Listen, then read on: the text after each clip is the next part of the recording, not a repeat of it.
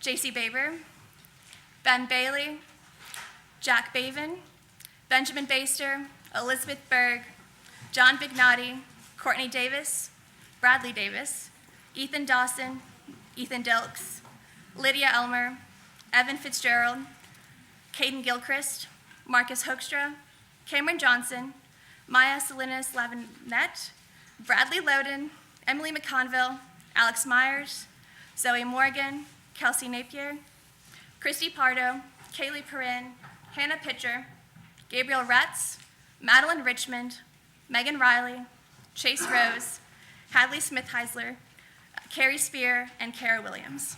Congratulations.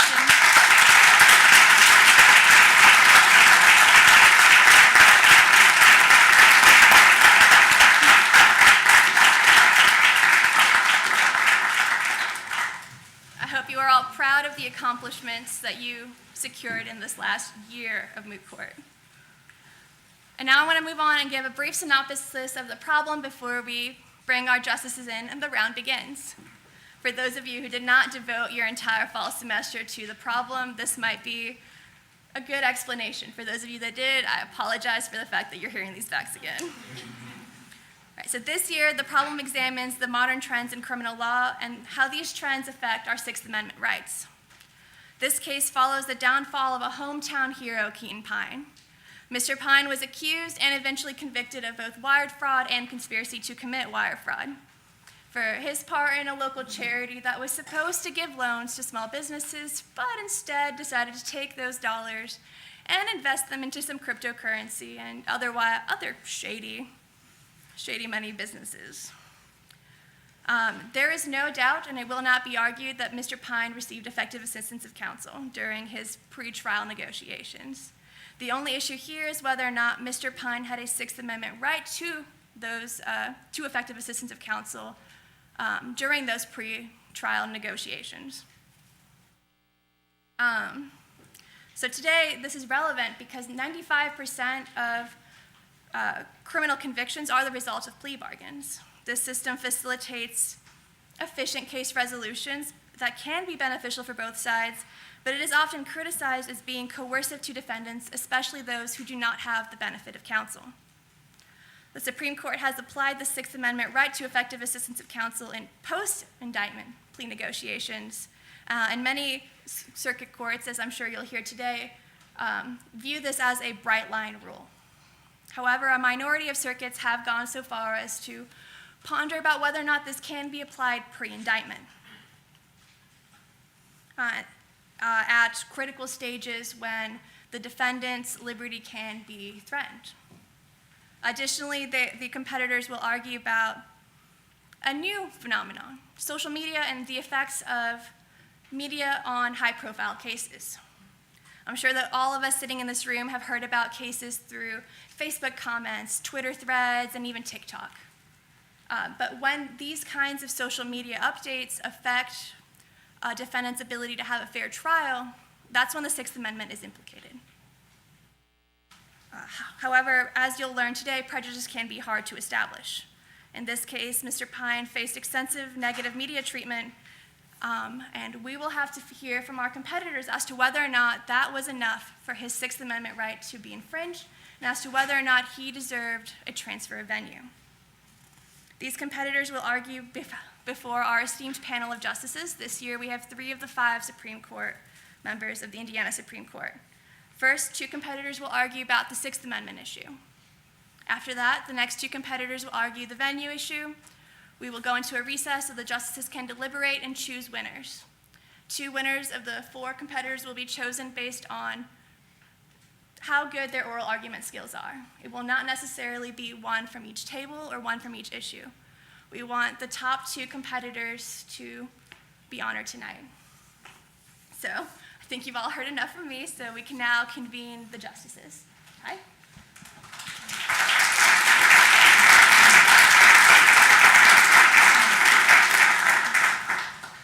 Oyez, oyez, oyez. The Honorable, the Supreme Court of the United States is now in session. All persons having business before this court draw near, for the court is now in session. God save the United States and this honorable court.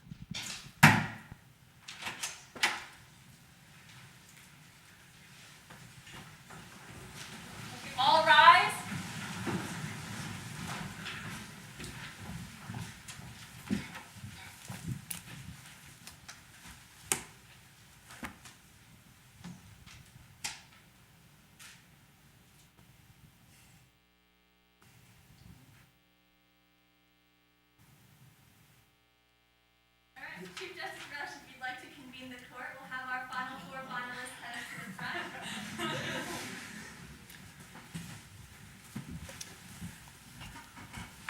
You're all set down now. I think I need my Chief Justice counterpart to join me up here. Good evening.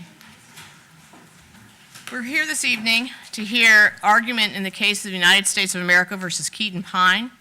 Representing the petitioner at council table, we have Carrie Spear, who will be arguing the Sixth Amendment issue. Megan Riley will also be arguing the Sixth Amendment issue. On the second issue of venue, Elizabeth Berg will be arguing, and Hannah Pitcher. Counsel, are you ready to proceed? Yes, sir. All right, Ms. Spear.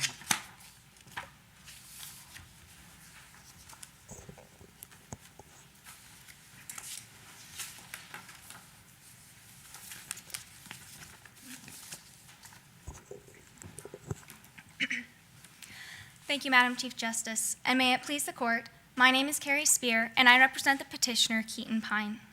Today, we are asking the court to restore Keaton Pine's constitutional right to effective assistance of counsel, finding that Mr. Pine was originally deprived of this right, as the district court found, would be consistent with both the Sixth Amendment and with this court's standing precedent. The Sixth Amendment guarantees the right to effective assistance of counsel in all criminal prosecutions, which this court has already interpreted to mean at all critical stages of criminal prosecutions. This has been held in Lafler v. Cooper, Hill v. Lockhart, Padilla v. Kentucky, and Missouri v. Fry. Counsel, is there a prosecution yet in place when the plea offer was made? Your Honor, we contend that it was, considering the evolution of the criminal justice system and how the plea negotiations are now at the center of the criminal justice system. Which is the greater authority to which we should be adhering? The text of the Sixth Amendment or the decisions of our court interpreting the Sixth Amendment? Your Honor, they are consistent, actually. The text of the Sixth Amendment guarantees the right to effective assistance of counsel for any accused in any criminal prosecution. The accused. This gentleman, your client, has not yet been accused, has he? And in what form does accusation take place to trigger the Sixth Amendment?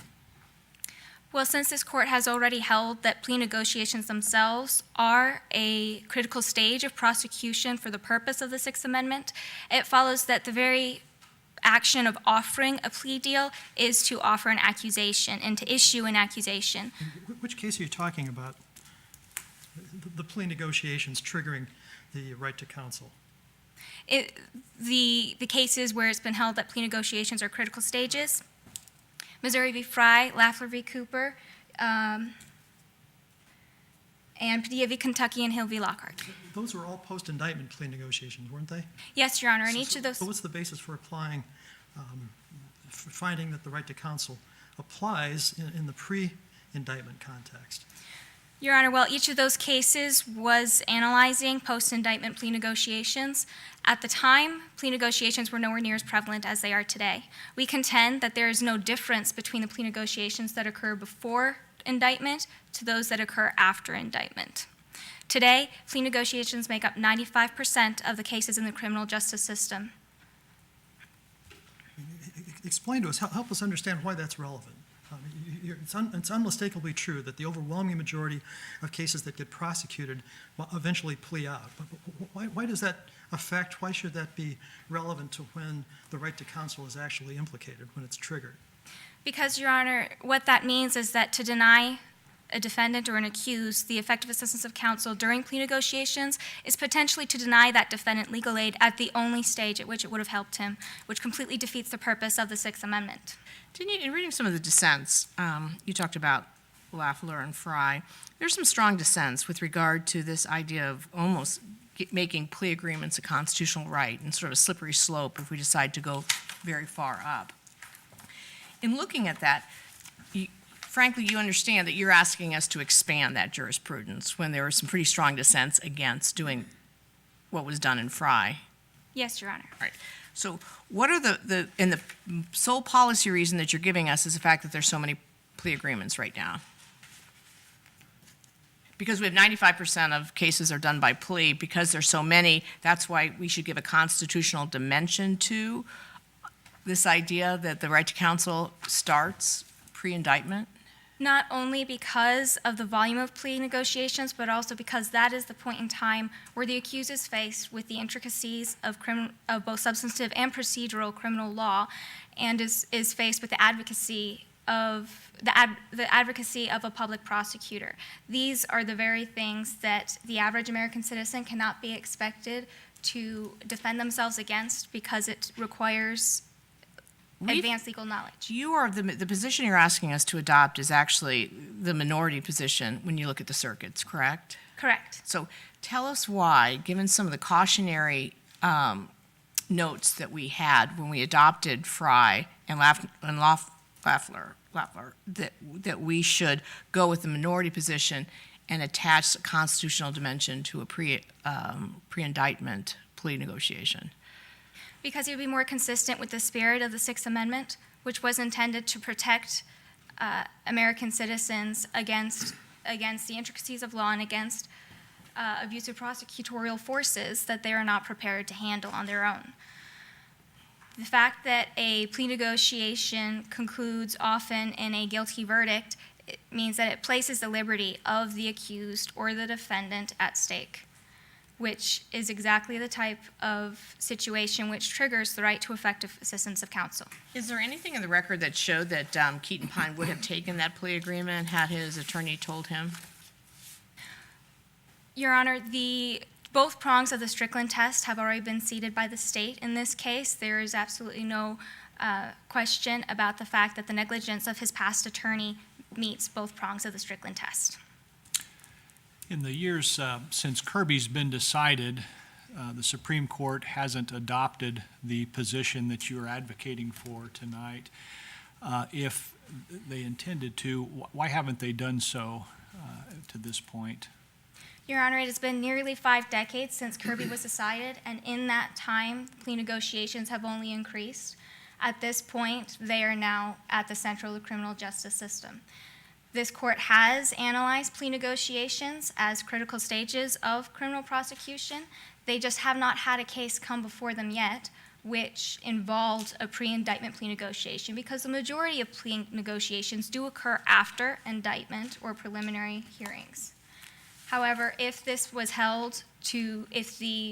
right to counsel was held not to attach until after indictment, it would merely increase the potential for prosecutorial abuse and gamesmanship.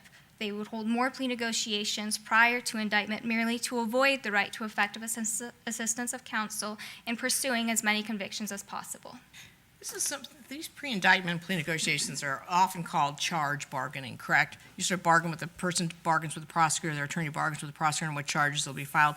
You talked about plea agreements being 95%, the increase in plea agreements causing the policy rationale for why you want us to expand the doctrine. Do you have any similar information that these charge bargaining pre-indictment plea negotiations are increasing at the same level as plea negotiations themselves? I'm sorry, could you Have you heard of the term charge bargaining? So sometimes before you have an indictment against somebody, you may meet with the accused and figure out what charge they're going to file. Well, if you plead to this, then we'll file this, or if you plead to that. Do you have any information if that's increased? I do not currently, Your Honor, but I could look into it for you. Sure. How common, how frequent are pre-indictment pleas? At the current time, they are not very frequent. And should that frequency or infrequency determine how we rule here? Is that relevant to what you're asking us to decide? No, Your Honor, I don't believe that it is relevant. I do believe that if the Sixth Amendment right to counsel was not held to attach until after indictment, we would see a drastic increase in pre-indictment plea negotiations. What if the would-be defendant is indigent, can't afford a lawyer?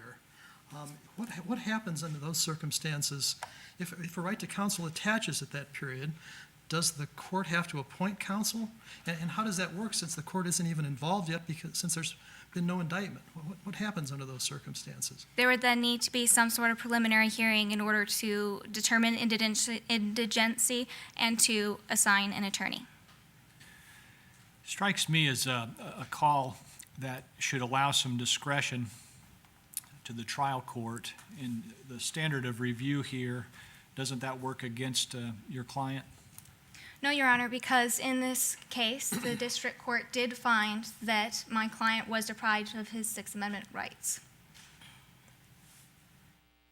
The list that Kirby lays out, which has been used as a basis for the bright line rule, is not exhaustive and was never claimed to be exhaustive within the terminology of Kirby. However, those 5 points that were laid out were at the time the most common points of the initiation of the adversary process.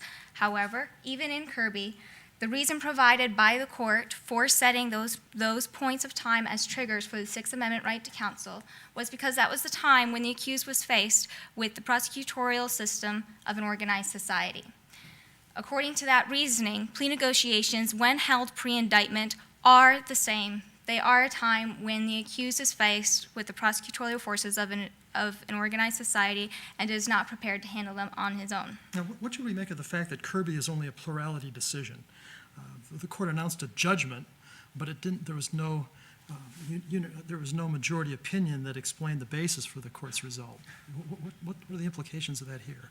Your Honor, the 5 points that were listed in Kirby have been affirmed in several non-plurality opinions since then, and it has been nearly 5 decades.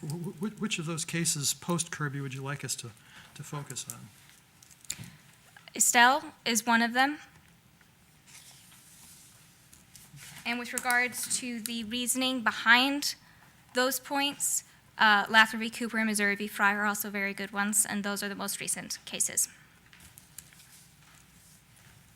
Counsel, if we agree with you that the right to counsel attaches at this early stage, what relief does your client seek? What relief is your client entitled to?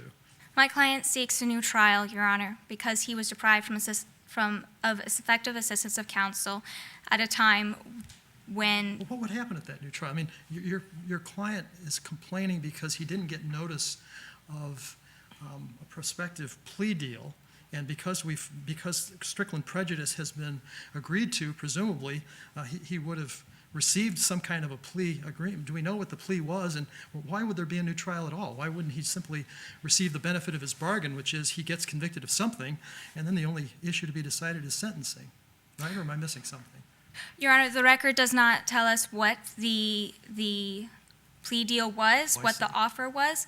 However, it does indicate that if he had been properly informed of what that offer was, he may have taken it instead of risking the jury convicting him as they did. I see. Okay. For all these reasons, we ask that this court overturn the appellate decision, thereby protecting the constitutional protections for American citizens who are pursued by overzealous prosecutorial forces. Thank you. Thank you, counsel. Ms. Berg. No. You're next. All right. I didn't know if they did both Sixth Amendment issues first, but go ahead. Yes.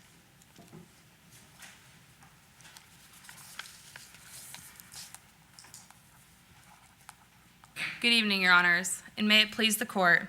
My name is Megan Riley, and I'm here on behalf of the United States of America. We are here today because of the appellate court's decision in which they found the trial court committed error in granting Mr. Keaton Pine's motion for new trial on the basis that his Sixth Amendment right to counsel attached during pre-indictment plea negotiations. We ask this court affirm the appellate decision because the Sixth Amendment right to counsel cannot attach pre-indictment. To hold otherwise would extend the protections of the Sixth Amendment beyond its bounds and break with decades of precedent. Opposing counsel asked this court to deviate from a textualist and precedential understanding of the Sixth Amendment. Further, petitioner's argument conflates the critical stage analysis with the analysis of the attachment of a constitutional right. Well, counsel, so many cases are resolved by plea agreement, and Mr. Pine found himself in this situation where the government had elected to offer a resolution of the case ahead of time, pre-indictment. And so if we were not to recognize a Sixth Amendment violation under these facts, what protections would the Sixth Amendment give to people that were similarly situated? Your Honor, individuals who engage in pre-indictment plea negotiations there are safeguards in the system that are already present, and that is judicial review. If a individual is engaging in pre-indictment plea negotiations, whether they're counseled or uncounseled, they're going to go in front of a judge. A judge is going to explain to them what the plea negotiation, what the plea deal is, and ensure that that individual is accepting it knowingly and willfully. But this didn't happen here because the U.S. Attorney only gave you 3 days and it's expired. It's off the table. So his cohort in crime, alleged crime, gets immunity because he accepted the plea. He didn't get the chance, so there wasn't any review. And does the average defendant have the ability to negotiate a plea on charges like this? And isn't that what we were talking about when we were talking about in Fry and Lafleur and Kirby? Your Honor, the Sixth Amendment provides protections to those in criminal prosecutions, and pre-indictment plea negotiations are not a part of a criminal prosecution. And Well, what are they? I mean, it's not a tea party. I mean, you've got criminal charges coming, and it's coming down, and you've got this, first little piggy to the trough kind of thing. So you get you have two co-conspirators or something involved in something. One gets immunity, the other one doesn't get the benefit of any of that, doesn't even know that there was a plea, and the plea expires. Where's justice there? Your Honor, the main difference between pre-indictment plea negotiations and post-indictment plea negotiations is best illustrated in looking at the position of the individual upon either ignorance of the plea, letting the plea expire, or rejection of the plea.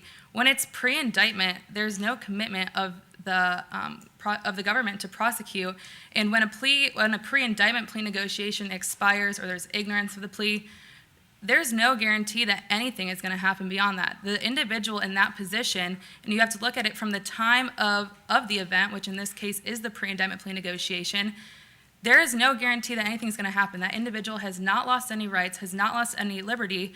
In contrast, in post-indictment plea negotiations, if the plea were to expire or they reject the plea or there's ignorance of the plea, you have the commitment of the government in the indictment and in one of the 5 ways enumerated in Kirby.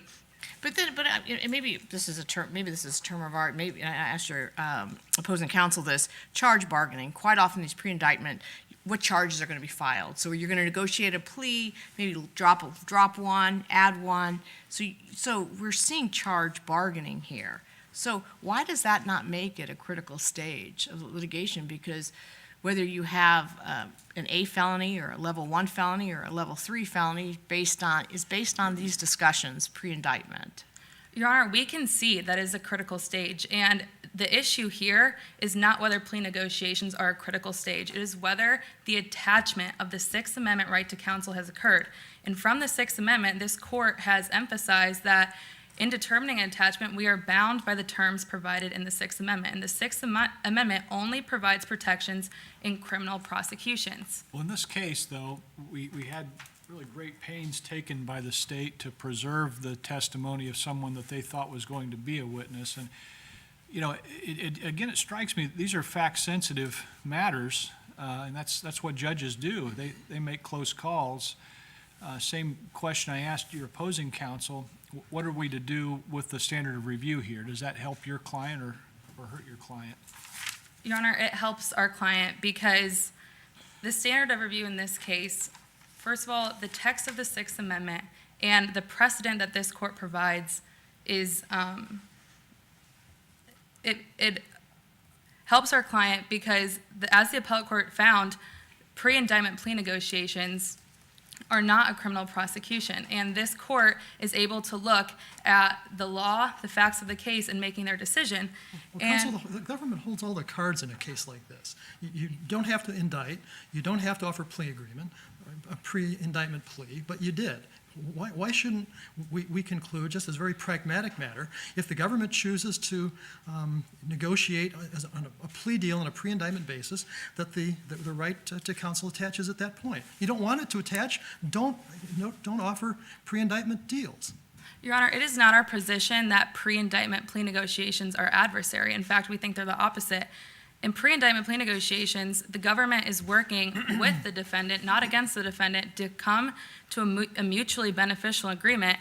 And during this time, again, it's not a time in which the Sixth Amendment affords protections. Well, in this case, though, they took pains to make sure that Mr. Pine was represented at the deposition.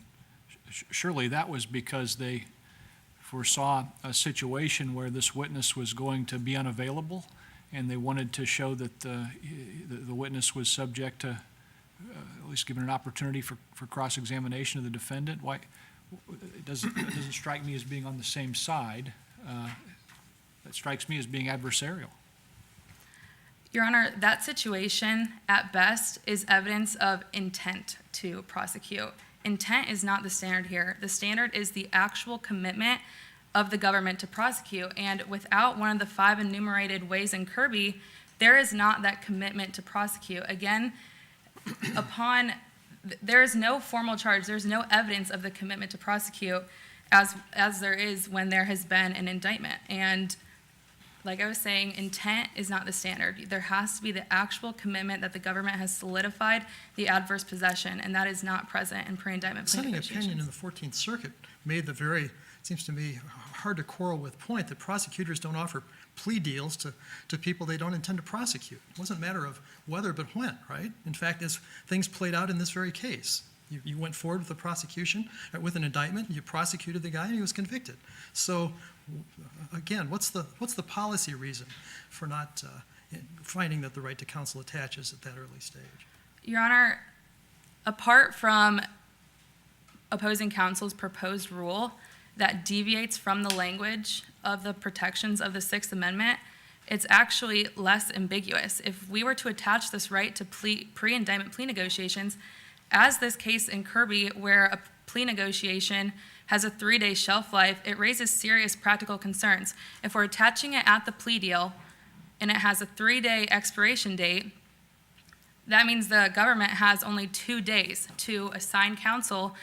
And then what happens when they don't accept the plea deal and then the government never indicts or indicts 6 months later? Now you have this lag time where this court in Govia expressly stated that it is not a public defender's job to be an individual's private investigator. And essentially that is all they would become in the pre-indictment stage, because there is not that guarantee of prosecution and the commitment of the government to prosecute. Is your concern that if we attach that constitutional right at pre-indictment, that we're expanding the Sixth Amendment beyond where it was to be? And what are the ramifications? You gave us some of those by saying what will happen then. You have a 3-day plea, and then it could be a year or 2. Anything else in between? Any other policy reason? And what are the other harms with regard to expanding the constitutional protections? Are we saying that you have a constitutional right to a plea agreement? What are some of your arguments for if we give a more expansive interpretation of this? A more expansive interpretation, Your Honor, would directly go against decades of precedent that this court has held. From the list in Kirby, this court, time and time again, has reaffirmed that the Sixth Amendment does not attach pre-indictment. For example, in Kirby, you have a pre-indictment police lineup. This court declined to extend. In Govia, you have a pre-indictment administrative detention. This court declined to extend. In Moran v. Burbine, you have a pre-arraignment questioning. This court declined to extend. In McNeil v. Wisconsin, you have a pre-indictment interrogation. This court declined to extend. And now this court, again today, is being asked to extend plea negotiations, which we're not opposing that post-indictment plea negotiations are protected under the Sixth Amendment. But now again, this court is being asked the same principle it has been asked time and time again, and that is to extend an event that is covered post-indictment to pre-indictment. And this court, every time, uniformly has held the Sixth Amendment does not extend into pre-indictment. And not only is opposing counsel's proposed rule inconsistent with the language of the Sixth Amendment, the high bar that stare decisis sets to overturn precedent is not met. And this court has emphasized that overruling its own precedent is never a small matter, because stare decisis is the foundational stone of the rule of law. Counsel, if we agree with you that the right to counsel has not attached, what are the implications for this area in other indictment pleas? Do you expect that they will be more common? Is that if they do become more common, is that a problem? No, Your Honor, Why shouldn't we be concerned with that? Your Honor, we shouldn't be concerned because just because an individual does not accept a pre-indictment plea negotiation, that does not waive their ability to receive a plea negotiation post-indictment. There's no evidence that it chills the prosecution from offering one post-indictment, which is when the right to counsel attaches. And like I said, those who are offered and accept pre-indictment plea negotiations, there is already safeguards in the system to protect them, and that is because those safeguards are in place in recognition that the Sixth Amendment does not provide the protection because it is not a criminal prosecution. What safeguards do you have in mind? The safeguard is the judicial review, and the judicial review where the individual is going to come in front of the judge is going to explain the plea deal to them, ensure that they understand and that there is basis for accepting the plea deal. And like I was saying before, if an individual does not accept one pre-indictment, there could be no action from the government could follow, and there is no prejudice to that defendant. What would be the harm in us giving limited relief in this particular instance? Not deciding the case writ large, but asking you all to take a step back and resolve it. If we were ordinarily going to recognize and agree with you, but under these circumstances, that just wasn't true for Mr. Pine. Your Honor, again, it would be going against the text of the Sixth Amendment and going against the precedent that this court has set out. Plea negotiations, as this court established in Fry and in Loeffler v. Cooper, are triggered under the second element, the critical stage element. And that is not the issue here. The issue here is whether the Sixth Amendment right attaches. And in Fry, it can only attach in one of the 5 enumerated instances, and conflating the two elements is not the purpose of the test. The purpose of the test is to ensure that the right attaches first and then that it's a critical stage, and holding otherwise would be conflating the two elements. If we reject the government's argument here and impose something other than a bright line rule, what rule, short of a bright line rule, would you be comfortable with? What's the government's fallback on that, or do you have a position, all or nothing? Our position is that if this court were to adopt a new rule, that is completely in this court's discretion. However, it has to be limited by the terms of the Sixth Amendment, and the protections of attachment can only attach and be afforded under the Sixth Amendment in criminal prosecution. So as long as the scenario in which the protection is extending is a criminal prosecution, that is what we'd recommend. That sounds like a bright line rule. Well, yes, Your Honor, we agree. Bright line rules promote uniformity, they're consistent, and ultimately we think it is best that this court adopt a bright line rule. Today, in front of the court is not a question of what this court should or shouldn't do. The question is whether opposing counsel's proposed rule is permitted under the Sixth Amendment, and the answer is no. We ask this court affirm the appellate court decision. Thank you, Your Honors. Thank you, counsel. All right, I think I've got the order right now. Ms. Berg. No, she gets rebutted. Close. Miss Riley. No. I don't see your names. Please come up and argue and announce. I don't have the names. I know the two are.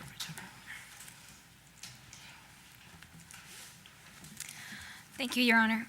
There are 3 points that I would like to make in response to opposing counsel. The first one regards the textuality of the Sixth Amendment.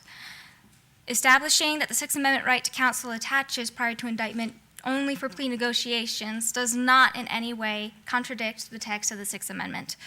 Since this court has already held that plea negotiations are a critical stage of prosecution, that satisfies the criminal prosecution language, and since plea negotiations themselves are an accusation leveled against clients like mine, that satisfies the terminology of the accused. Secondly, stare decisis. We are not asking the court to overturn any of the precedential decisions made already. Even in United States v. Govia, Missouri v. Fry, and Lafleur v. Cooper, this court never said that the right to counsel cannot attach prior to indictment, merely that it has not yet. However, with the increased use of plea negotiations prior to indictment, consistent with this court's holding that plea negotiations are a critical stage of prosecution, we hold that it is consistent. We contend that it is consistent to extend this right to pre-indictment plea negotiations. Well, you're invoking stare decisis and saying that stare decisis is not at odds with your position, but it certainly isn't supportive of your position, is it? I mean, the idea that we should invoke stare decisis as a reason for embracing your view suggests that there's case law out there that goes your way. Yes, Your Honor, there is actually. What case law do you have in mind? United States v. Govia is when this court held that the core purpose of the Sixth Amendment is to protect the defendant's right, the accused right, and assure aid when the accused... Indictment, right? Post-indictment. This court just said that the core purpose of the Sixth Amendment is to protect an accused right to aid when the accused is confronted with both the intricacies of the law and the advocacy of the public prosecutor. Now that is happening prior to indictment. The third point that I would like to respond to is regarding the commitment of the prosecutor to prosecute. In this case especially, the prosecutor had clearly already committed to prosecute. Not only had they offered a plea negotiation in a rushed attempt to get a conviction before the grand jury could either award or deny an indictment, they had also already offered immunity to one of Keaton Pine's friends in exchange for his testimony against Pine at trial. Page 8 of the record shows that the prosecutor was not sure if the evidence that he had collected for the grand jury was enough for the grand jury to issue an indictment, and that was why the prosecutor started plea negotiations with a very short shelf life, which is coercive. Thank you very much. Thank you, counsel. All right, the second issue, venue, Ms. Pitcher. Are you first? I'm sorry, I need to get a list of who's arguing what order, but thank you. Ms. Berg.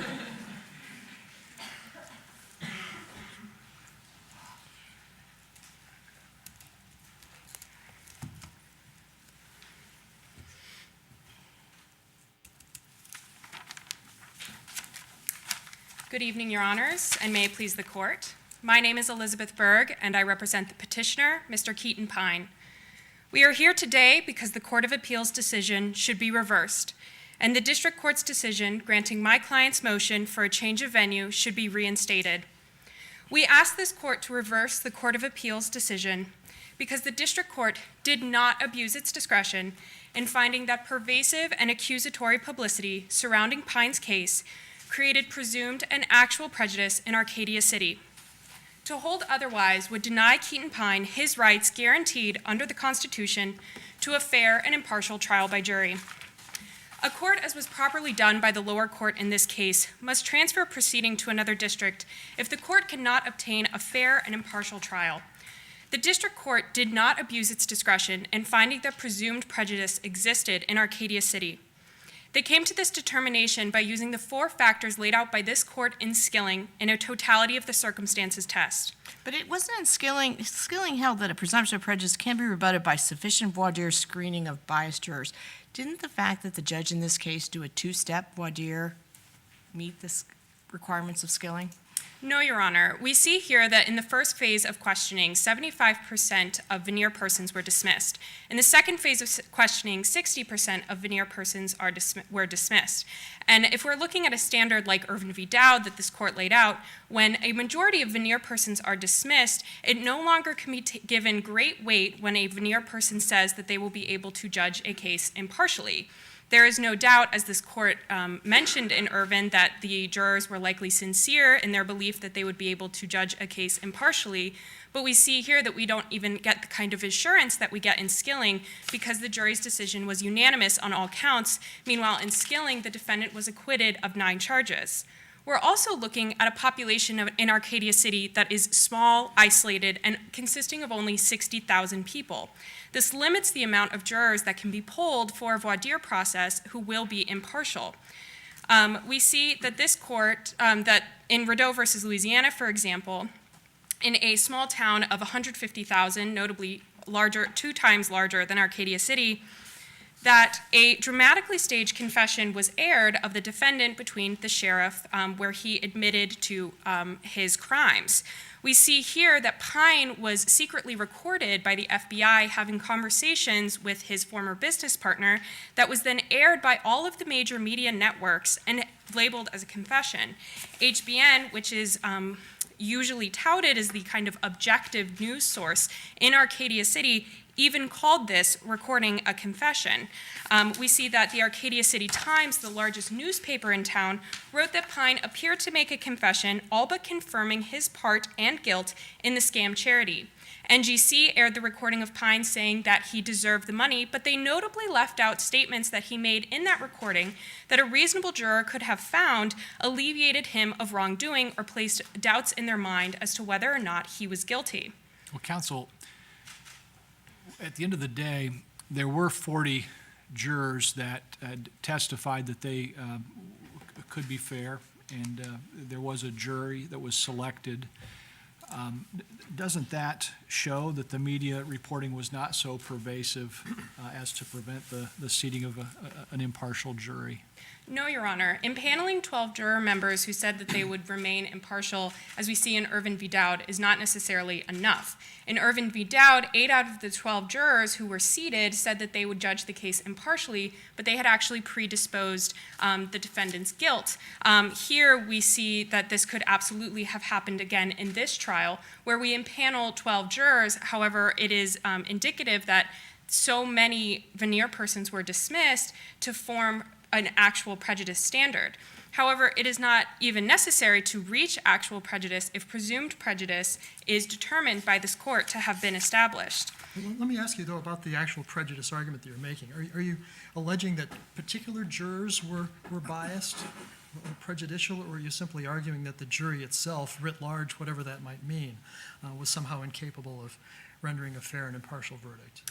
Your Honor, when looking at actual prejudice standard, we look to whether or not it was because of the overwhelming publicity that was occurring pre-trial, as it was in this case, that it's no longer, the court is no longer able to seat a fair and impartial trial by jury. But during voir dire, these jurors were asked, can you be fair and impartial? Are you capable of providing this gentleman with a fair trial, notwithstanding the pretrial publicity? And they said, under oath, yes, they could. Why shouldn't we take their word for it?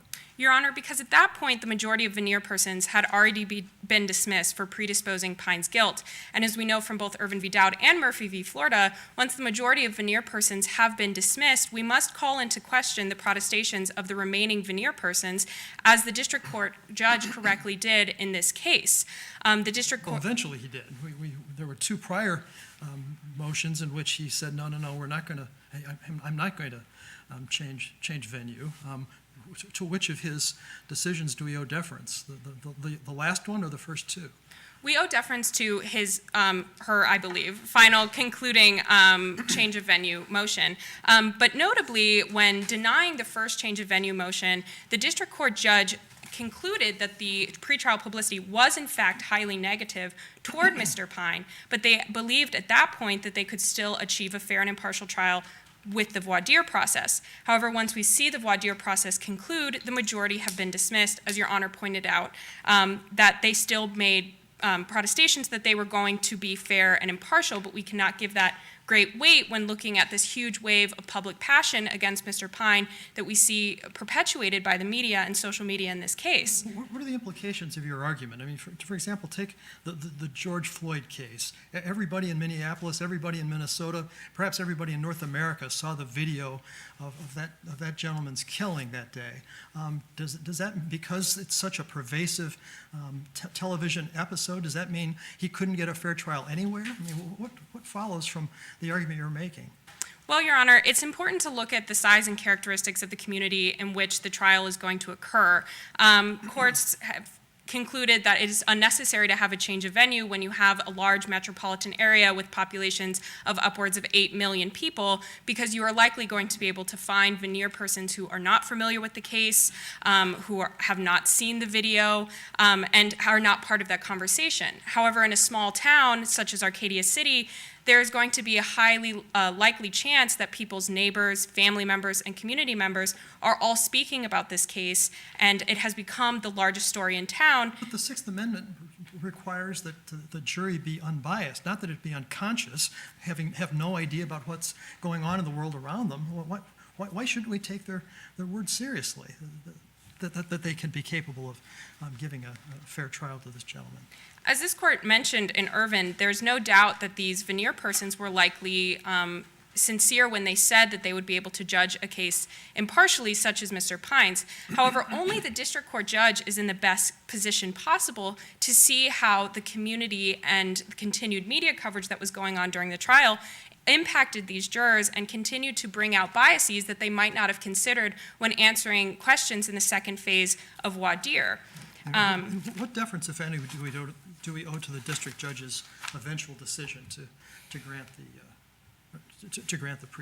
the motion to change venue? On an abuse of discretion standard, Your Honor, we are giving great deference to the district court judge unless they were relying on clear error or a reasonable person was not able to reach the same conclusion as them. And with the evidence in favor of both presumed and actual prejudice in this case, that is not the case, and we should reinstate the district court judge's ultimate decision to grant a change of venue for Mr. Pine. We also know that media coverage about Mr. Pine throughout this period was not factual or objective, as is required by a standard like in Skilling or US v. Philpott. Although stories do not have to be positive in order to be factual, we see quotes from stories that go well beyond this standard. The Arcadia City Times, for example, called Pine a skeevy con man, and the Daily Shopper called Pine a special kind of evil.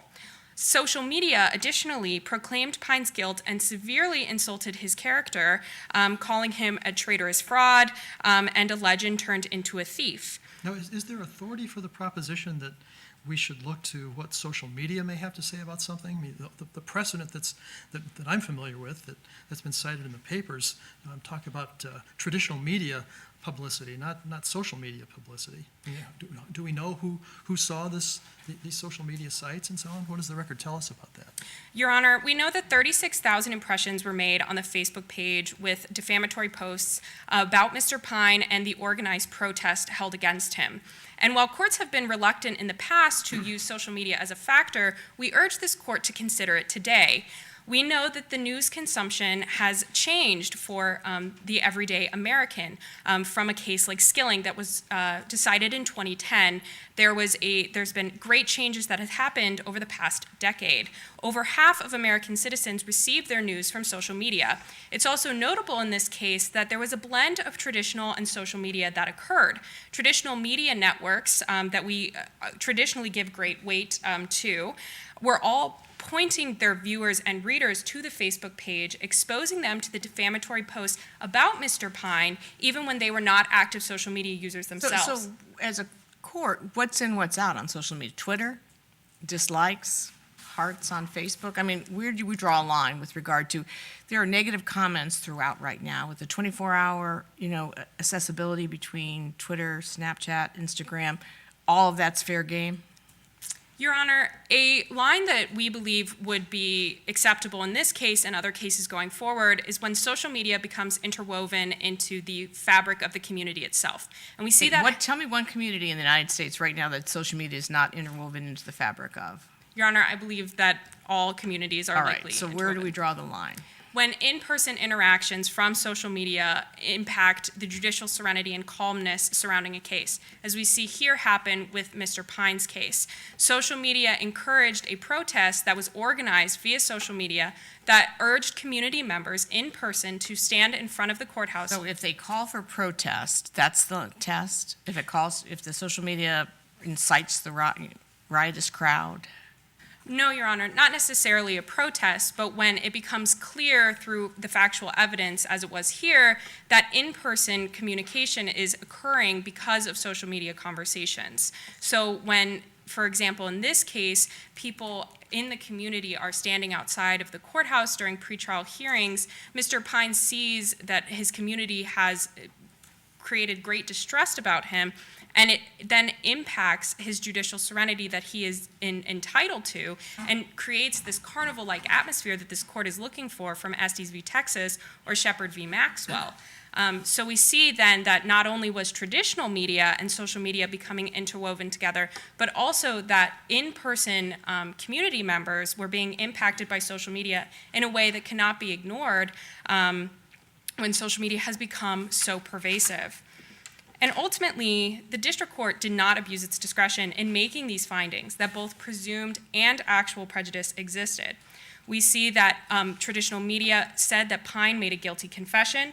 We see a wave of public passion against Pine and a small community. But what do we make of the fact that Judge, she had this 3 times? So there was 3 different points that they asked her to move it, and she weighed all this out, right? She's living in the community, she's seeing all this being printed, and twice said no. You go through the time, the trauma of the expense of a jury trial, and you say, okay, now in looking back, looking backwards, I see that. You can go ahead and answer that question. I see your time's about up. Yes, Your Honor.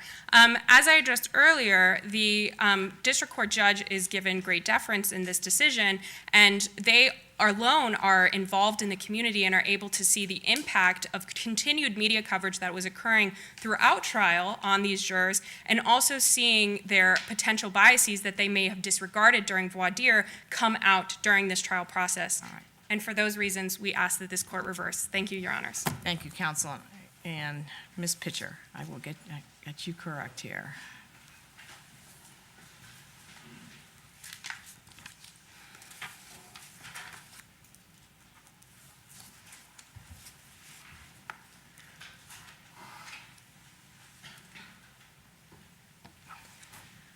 Madam Chief Justice, and may it please the court. My name is Hannah Pitcher, and I represent the respondent, the United States.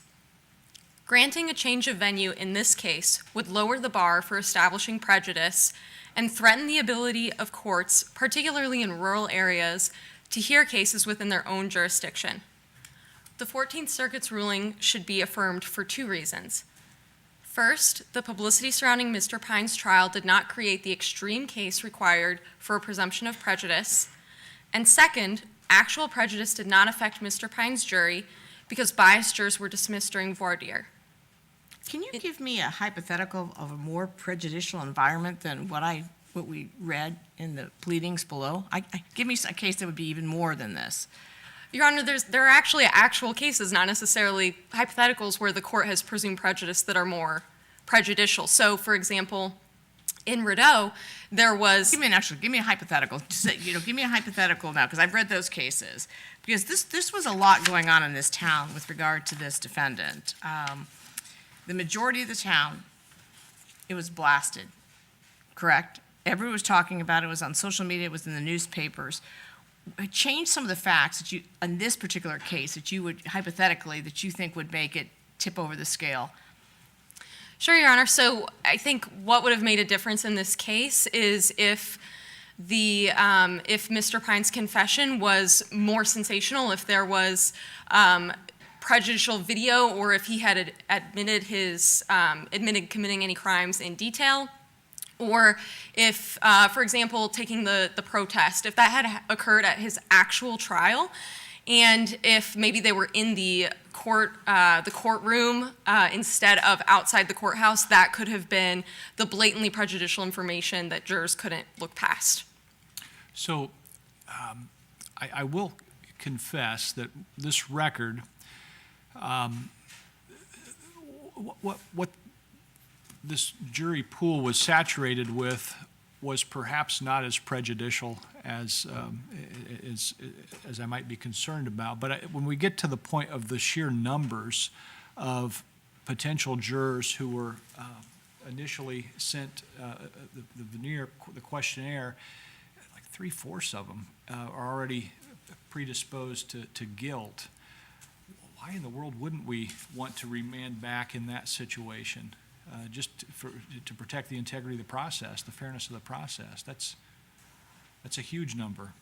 Sure, Your Honor. So where we can, we should try to keep cases within the jurisdiction where the crimes occurred First, because it would inconvenience witnesses and make it harder to try cases if they had to travel outside of their jurisdiction in order to testify.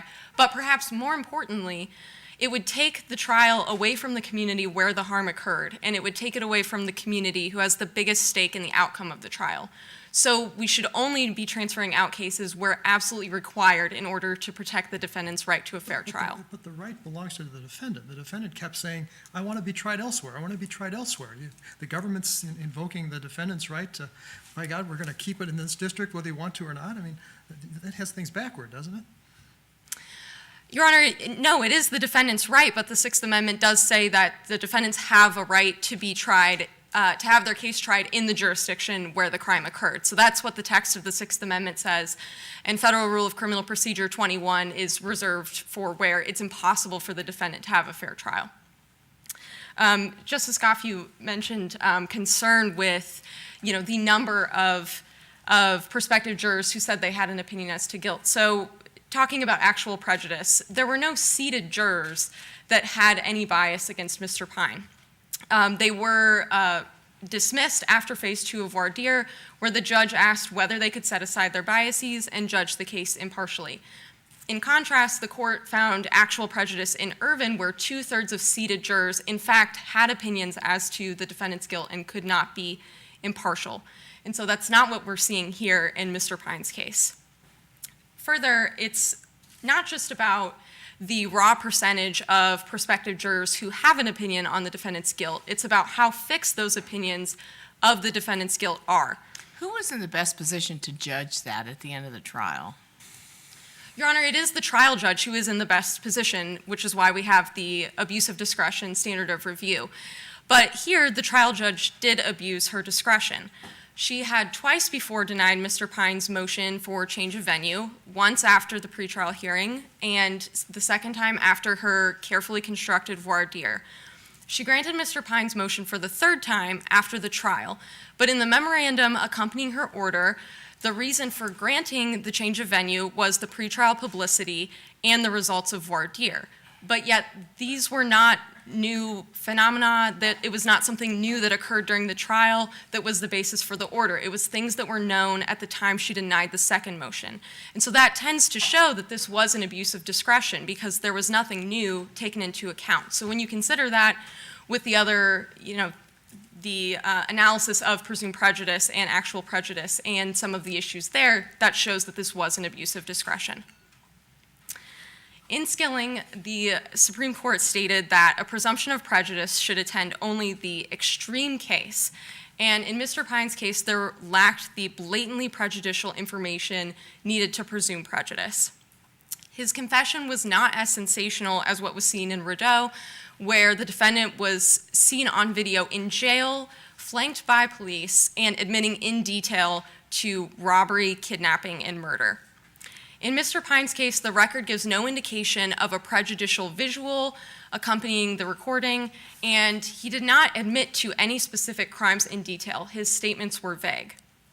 Further, HBN, which reaches 95% of Arcadia City residents, clarified that those statements may not be a holistic picture of the case, and that Mr. Pine did not know he was secretly being recorded.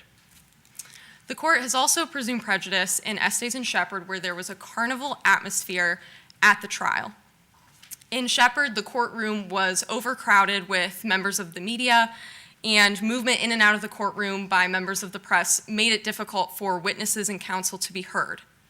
Further, the cluster of reporters made it so that the defendant could not have confidential discussions with his counsel. In Mr. Pine's case, there was no such circus atmosphere at his trial. There was some media presence at the pretrial hearing.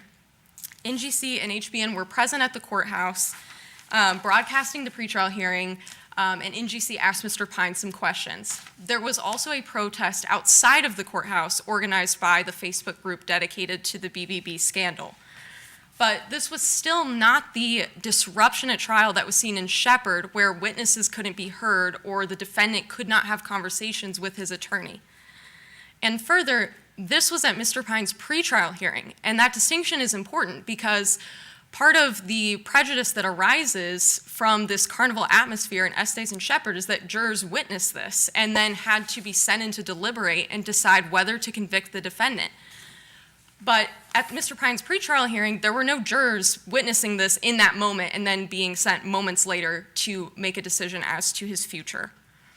The record gives no indication that the media had a disruptive presence at Mr. Pine's actual trial. Counsel, in the Skilling case, Justice Ginsburg's opinion for the court describes that the trial court's findings of juror impartiality are subject to review for manifest error. I guess one question I have is manifest error an even more onerous burden than abuse of discretion, or do you view those as largely comparable? Your Honor, we believe that those are mostly the same test. I mean, the judge abuses her discretion if she makes a manifest error. And so with the abuse of discretion standard and with that gloss on it, it was still an abuse of discretion in order to grant Mr. Pine's motion. Well, I guess my follow-up question would be, she's describing the standard in cases of a court finding of jury impartiality. In this case, where the judge finds the jurors may well have been partial, may well have been biased, would the same standard apply in your view, or would it be subject to a different standard? Yes, Your Honor, it would still be the same standard. If the court were to find presumed prejudice here, it would lower the bar for finding prejudice, especially on the nature of publicity factor. And this would make it particularly hard for courts in small rural towns to hear cases within their jurisdiction. The skilling factor of the size and characteristics of the community already weighs against small towns. And to an extent, the nature of the publicity factor also weighs against small towns for the following reasons. Some level of opinionated coverage is more likely in small towns because crimes may occur less frequently there and may be more newsworthy when they do. How are you defining, that's the question, how are you defining coverage? What is coverage? Media coverage would include traditional news sources such as television. Right, I want you to make the social media argument before Yes, you sit yes, down. Okay. yes, Your Honor. So print media, television media, and it does also include social media. We concede that social media should be considered in evaluating a presumption of prejudice. However, it should not be given the same weight as traditional media because of issues with credibility. When you are looking at Whose credibility? What credibility are you talking about? the credibility of people creating content on social media, tweeting, making Facebook posts, etc. In traditional media, generally the people reporting have, they're employed and they need to report accurately in order to keep their employment. They might have college degrees in journalism, things that tend to support its credibility. In social media, the posts are made by anyone, and they can even be made anonymously where there's little incentive to remain truthful or fair. For example, one of the tweets that was included in the record was made by Carrots Galore. We don't know who Carrots Galore is. It could be anyone. Carrots Galore has no reason to worry about what the impact might be of her statement, and so there's inherent credibility issues with that, and for that reason it should receive less weight. And what are you assuming about the consumer who hears those, reads those, perhaps less than credible accounts? How does that figure into the government's approach? The impact is important, but there is a distinction in the impact that social media has versus traditional media. So there are certainly many people who go on social media and will see what people say there, and without much thought, believe it. That certainly occurs, but there's still many people who don't blindly believe what they see on social media, and it's different than traditional media. There's some people who may not believe traditional media either, but it's certainly less frequent than with social media. And we see that in the record where there were several tweets, Facebook comments, et cetera, where people were responding to an attack on Mr. Pine, proclaiming his guilt, but where someone was still responding and saying, I don't think he's guilty. We still need to wait and see the outcome of the trial. So there's less of an impact on people from social media, or there are still some people who don't necessarily believe incredible things that they see on social media. So returning to the challenges that this poses for small rural towns if we lower the bar on presumed prejudice. Some level of opinionated coverage is more likely in small towns because crimes may occur less frequently and also because people know one another, and that can lead to inflammatory publicity. Further, broad reach of news sources and wide rates of circulation are more likely. So with so much already weighing against courts in small rural areas, if we lower the bar on the nature of publicity factor, courts in small towns will frequently have to transfer out cases. And this should be avoided because of the reasons that I had mentioned earlier about inconvenience to witnesses and the community having a stake in the trial occurring there. Counsel, Skilling dealt with huge city, right? We're talking about Houston as opposed to our town here that's 65,000. In Skilling, there was a partial acquittal, and in this case, we've got convictions across the board. Why is it? How big a problem is that for you in this argument? So the factors of the timing, or I'm sorry, of the size and characteristics of the community and the jury's verdict and how that relates to a presumption of prejudice do tend to support a presumption of prejudice. But the nature of publicity is incredibly important because you could have an extremely small town of 500 people, but if all the news coverage has been factual and not inflammatory in any way, then a presumption of prejudice wouldn't be appropriate. And similarly, juries may unanimously convict defendants on all counts, again, where there's completely factual news coverage or not much news coverage at all. And so those factors are important, but they're not decisive. They're factors, and the nature of publicity factor here just does not support a presumption of prejudice.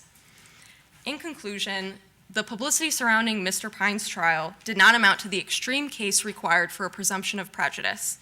And further, actual prejudice did not affect Mr. Pine's jury. For those reasons, the 14th Circuit's ruling should be affirmed. Thank you. Thank you, counsel. Rebuttal, Ms. Berg.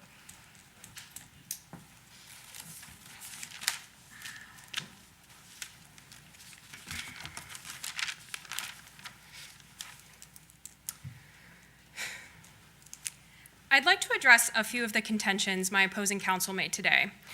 The first was that the time that occurred when NGC and HBN were present both inside and outside of the courthouse was only during the pretrial hearing. This is also when the protest occurred. This was only a month before the trial. And as we know from the Skilling factors, it's important to take into consideration the time between coverage and trial. A month is hardly enough time for an erasure of bias or for community sentiment to soften. This is distinguishable from a case like U.S. ex rel. Link v. Lane, where there is 8 months that passed, or even more disanalogous is Patton v. Yount, where 4 years have passed. This is not enough time for people to forget what happened at the trial, at the pretrial hearing. My apologies. Additionally, the protest was live streamed by traditional media outlets, meaning that people were exposed to the protest whether or not they were present. NGC, which reaches 78% of people in Arcadia City that was consistently reporting in a biased and emotional manner, shouted questions at Mr. Pine, such as, how does it feel to be the next Bernie Madoff, and why did you plead not guilty when you already confessed? These sorts of prejudicial media coverage is not likely to be forgotten by a jury going through the voir dire process. We also know that convictions across the board do weigh in favor of a finding of presumed prejudice here, as the district court judge correctly took into consideration, as we do not get an assurance that this was a fair-minded consideration by the jury, and issues of voir dire then come into play, as discussed previously in my argument. And for those reasons, we again urge this court to reverse the Court of Appeals decision and reinstate the district court's decision. One Thank last you. question. We've got a little time left. One Of last course. question. Ms. Fisher made a lot of the point. What is this going to do to rural communities that this principle is? And you have about 10 seconds to answer that. What will this do to rural Yes. communities? She thinks it'll be very prejudiced against rural communities. Your Honor, this is not going to be prejudicial against rural communities because this, as my opposing counsel correctly pointed out, the size and characteristics are not in and of themselves dispositive. However, in this case, with the culmination of all of the prejudicial media, both online and on traditional media networks, this is going to weigh in favor of all of the community being aware of Mr. Pine's case. Thank you. Counsel. I want to thank all the counsel for their excellent arguments today. We will be going into recess, discussing the case, and coming out with a decision.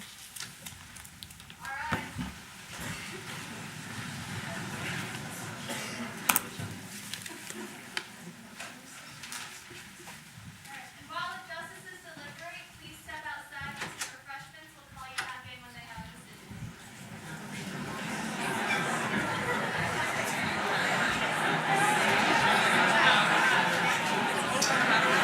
Good job, you did great. You did so good!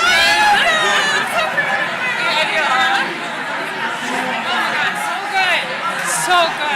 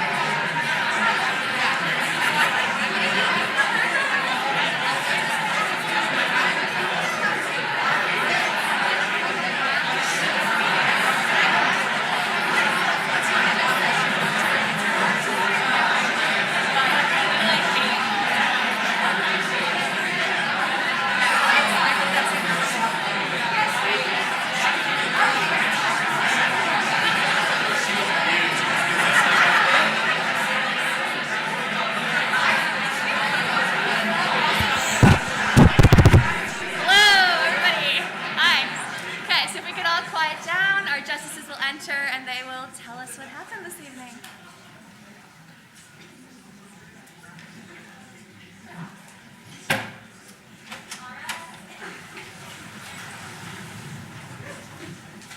All rise.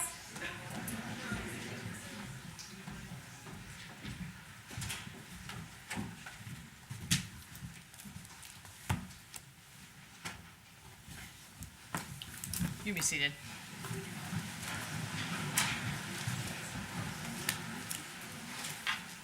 Well, first, it's going to take a minute to talk to you. I'm Loretta Rush, graduated from here in 1983. Actually argued in the finals 40 years ago, I think this week or somewhere around this time. So I feel all your pain on that. I was associate and a partner in a law firm for 16 years, and then I was a trial court judge for 13 years. I've been on the court for 9 years, actually this week, and I'm in my 8th year as Chief Justice. Justice Slaughter. I'm Jeff Slaughter. I'm a Maurer class of '89. Although I would go on to practice appellate law in both state and federal courts, I never got the training that you folks have had as alums now of the Maurer Sherman and Moot Court competition. So I was appointed to our court in 2016 by then Governor Pence, and I'm excited to have the opportunity this evening to come before a lot of friends and former colleagues here at the law school, and just wanted to commend all 4 of you for a terrific job this evening. We were back there for a while because it's a tough decision to make. We went around several times before we got consensus. I do have to say, Justice Slaughter, when he was in the final 3 for the Supreme Court, he had to argue a case in front of us, how was that? It worked out okay, I guess. Yeah, it worked out okay. I was trying to throw him, but he was staying strong. Justice Goff? Yeah. So my name's Chris Goff. I graduated in 1996 and proudly was eliminated in the first round of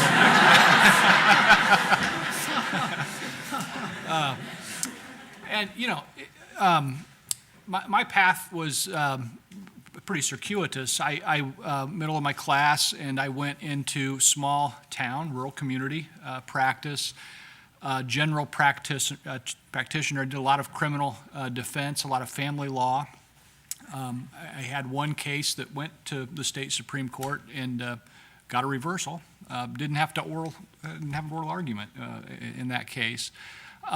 But if you're here and you were a participant, you were eliminated in the first round, I think there's a lot of value in going through the process. And, I just would say to you, it's important to remember that this educational experience that you're having in a safe environment is very important, because you might have an experience like I did where you are very quickly thrown into real life, and it's making a difference to someone, whether or not they're going to have their liberty for years and years or lose a child or something like that. So thank you for participating. It was worth your while. Excellent job, all of the folks, the 3 Ls that put this on, the staff, thank you. And the 4 of you are ready to practice in front of our court. I mean, you really brought your A game tonight. It was a pleasure to be a part of this, so thank you. When Justice Goff was applying to be on the court, I just happened to be driving through his rural community. So Justice David and I stopped and we sat in the back of the courtroom and watched him try a case. What was that like? No pressure, right? So we could see his talent. Well, this was tough. This was very tough. What I saw today in advocacy was better than some advocacy I see in people arguing in front of our court, so I have to thank you. You knew your cases, you knew them well. What I really appreciate was the 4 of you, in addition to being women, you just went up there and all 4 of you took command of the podium, right? You knew your case, eye contact was good, everybody felt confident in their position. You may or not agree. It's interesting when you argue a position when maybe you don't necessarily agree with it, but you've got to argue it with force. And I thought all 4 of you really, I think you did that well. So we went around and around. We went around and around on this decision. It was tough, and it was very close. But what we do, when we hear an oral argument, we go back to conference room and we sort of go around, we talk about the cases. This time we talked about, we didn't talk substantively about it, we really talked about your advocacy. And we had to go around several times before there was consensus. And the consensus with the majority up here was that Elizabeth Berg and Hannah Pitcher were the top two arguing today. So congratulations, Elizabeth and Hannah.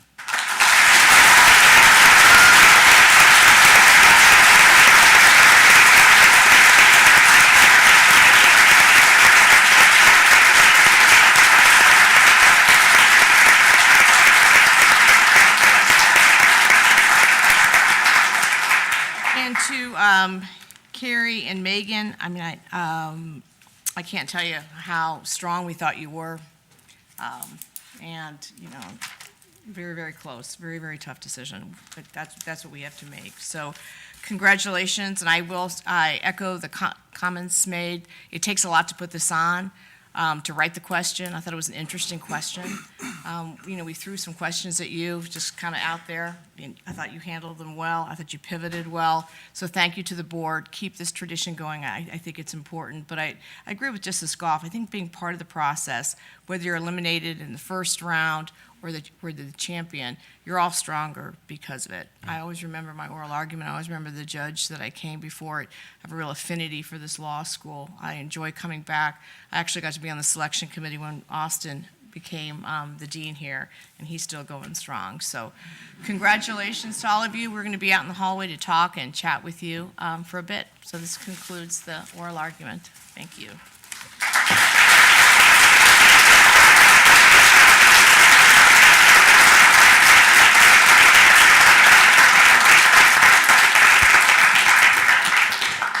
Thank you all for coming out tonight, and I hope you'll take the time as we all exit to congratulate our finalists and our winners. There will be refreshments outside until about 9:30, so feel free to enjoy those. Finalists, if you would not mind sticking around so we can take some photos with our justices. Thank you, everyone.